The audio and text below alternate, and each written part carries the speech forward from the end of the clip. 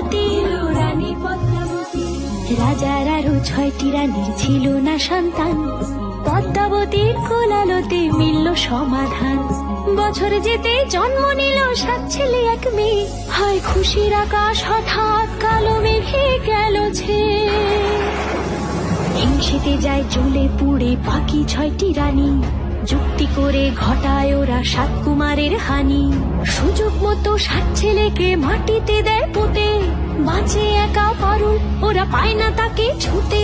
ধাইমা বাঁচায় সেই মেয়েকে বড় করে তোলে, 7 ভাইকে পায় যে পারুল 7টি চাপা ফুলে। এত কিছুর পরেও রাজার বিপদ যে কাটে না, সূর্য নগরে সুখের সূর্য আর ওঠে না। হিংসা বিবাদ বিচ্ছেদ আর প্রেমের কাহিনীতে পারুল বোন কি পারবে 7 ভাই চম্পাকে জাগাতে।